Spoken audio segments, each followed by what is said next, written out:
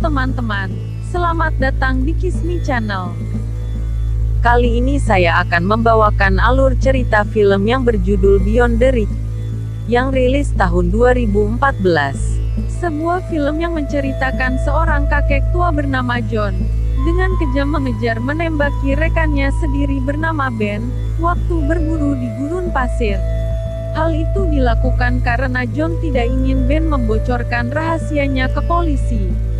Karena secara tidak sengaja John telah salah tembak yang membuat orang tak bersalah sampai meninggal. Jangan berlama-lama lagi, mari kita simak alur ceritanya.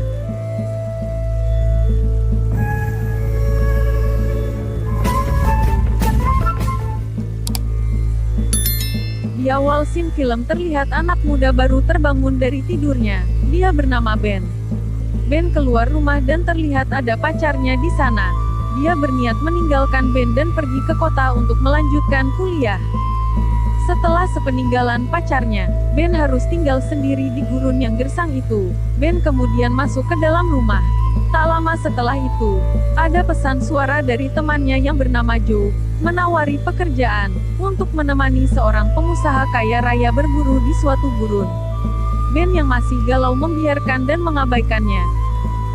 Di suatu tempat makan, Ben terus menghubungi pacarnya untuk mengetahui kabarnya.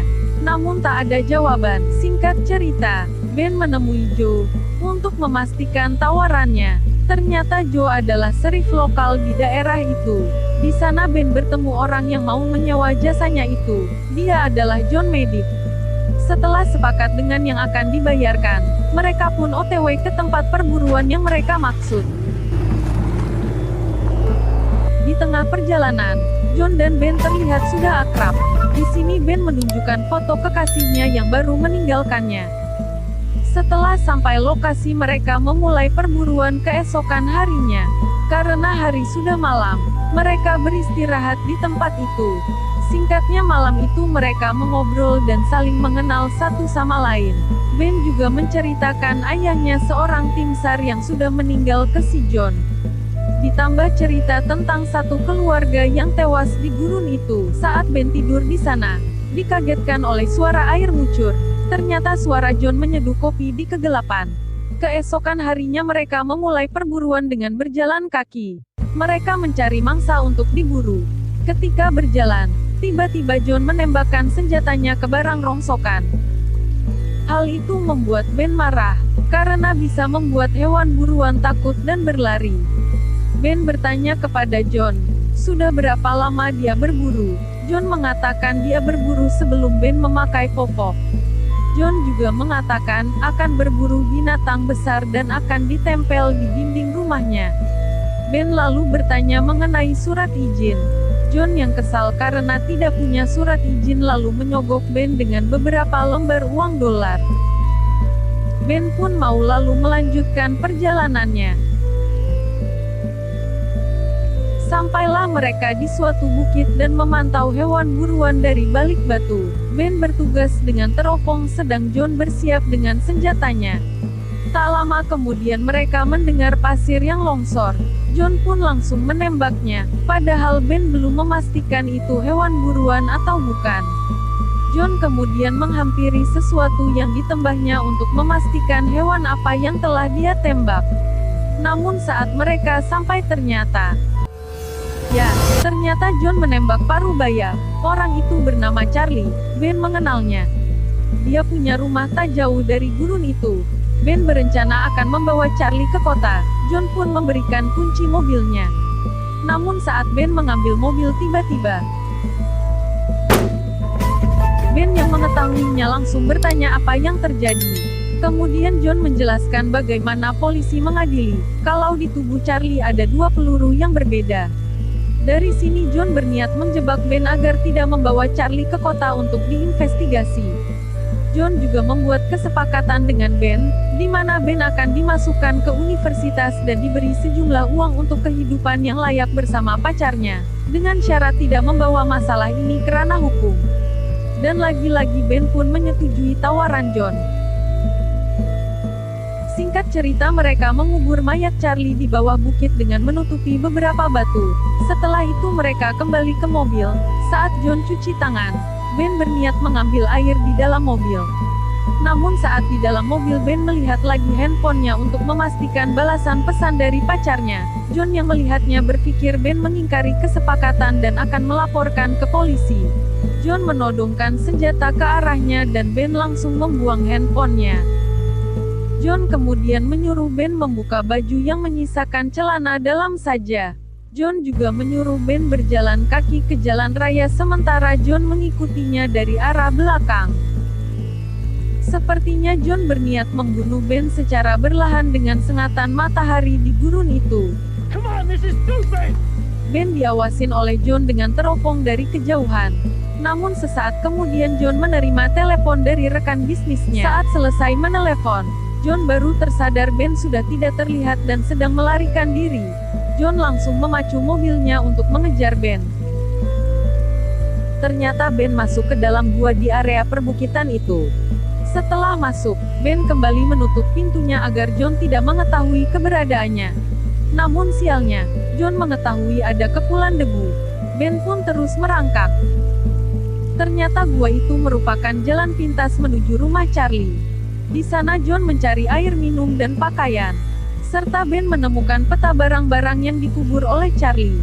Di sisi lain John terus mengawasi tempat itu dan menemukan sebuah pondok tua, yang kemungkinan besar Ben di sana.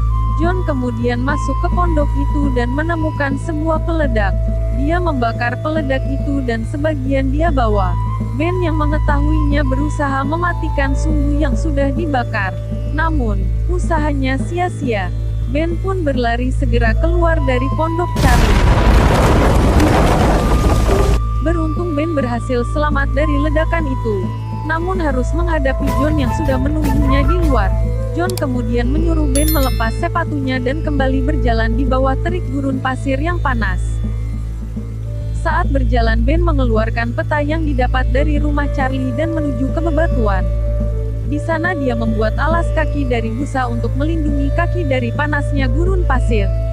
Kemudian Ben menaiki bukit dan berlari sekuat tenaga untuk mencari barang-barang Charlie yang dikubur. Saat menemukan titik lokasi dia langsung menggalinya, dan menemukan kotak kelereng dan ketapel milik Charlie. Dia juga menemukan peta kecil yang menunjukkan terkuburnya air minum. Bergegas Ben mencarinya dan akhirnya Ben menemukan 1 galon air minum. Namun di saat enak-enaknya minum, John menembak galon itu, yang membuat galon dan semua isinya tumpah ke tanah. Ben yang melihatnya cuma terdiam.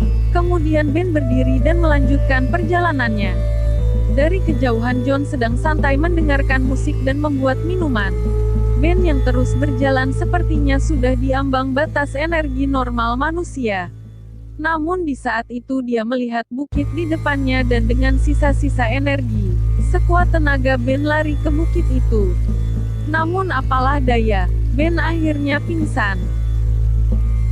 John yang melihat Ben terkapar lalu menembaki di area Ben pingsan, untuk memastikan Ben sudah mati atau pura-pura saja. Setelah beberapa kali tembakan, Ben juga tak bergerak. Akhirnya John yakin Ben sudah tewas dimakan gurun pasir yang panas ini. Di dalam pingsannya Ben bermimpi, sedang berendam bersama pacarnya di gua tebing itu. Di sisi lain John yang kembali ke mobilnya menelpon seseorang. Dan betapa kagetnya ketika melihat dengan teropong, Ben sudah tidak ada di posisinya. Ia pun geram dan mengatakan, "Kenapa kau tak mati saja?" John kemudian keluar dengan senapannya dan menembaki Ben yang sedang menaiki tebing. Namun karena jarak yang jauh, tembakan John selalu meleset dan tak mengenai Ben. Singkat cerita Ben sudah hilang dari pandangan. Dan dengan segera John memacu mobilnya ke arah Ben. Di sisi lain Ben sudah berada di gua dalam bukit itu. Namun sayang airnya sudah kering tak ada lagi. Ben berlindung di dalam gua itu sampai larut malam. Dan akhirnya ada beberapa tetes air dari gua itu yang bisa Ben minum untuk mengembalikan energinya. Ia juga berlatih ketapel milik Charlie untuk melawan John. Terlepas dari itu, John juga berjaga di luar dengan harapan Ben keluar dan langsung menembaknya. Namun saat John sedang buang air kecil, Ben langsung keluar dari gua dan menuju mobil John untuk mengambil jaket dan bersembunyi di mobil. Saat John mengambil minuman ke mobil, dia menyadari kenapa lampu mobilnya tak mati waktu ia menutup pintu. Ia curiga dan memeriksa ke beberapa sisi mobil. Ia kemudian masuk, dan menyadari Ben ada di belakang mobil. John langsung menyalakan mobil dan menabrak Ben, namun Ben bisa menghindar dengan masuk ke celah bawah mobil dan berlari lagi ke celah-celah gua. Kemudian John yang sudah kesal melempari bom ke arah yang tersembunyi.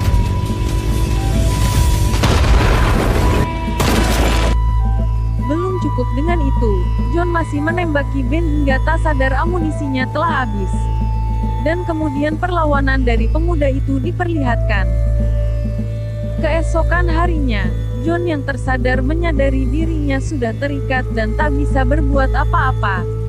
Ia berusaha merayu dan menyogok Ben dengan uang. Namun Ben yang sudah tidak percaya lagi berniat membawa John ke sheriff. Di sana Ben juga dipenjara, namun akhirnya dibebaskan setelah diselesaikan dengan orang dalam. Tapi sialnya, John juga berhasil kabur dengan helikopter.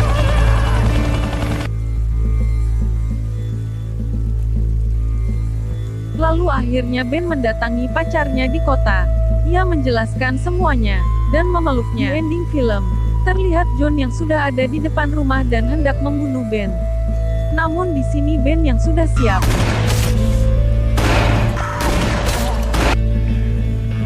Dan film pun selesai. Nah teman-teman, itulah alur cerita dari film Beyond the Reach. Terima kasih telah menonton sampai selesai. Jangan lupa subscribe, like dan tekan loncengnya supaya tidak ketinggalan video terbaru dari Kismi Channel.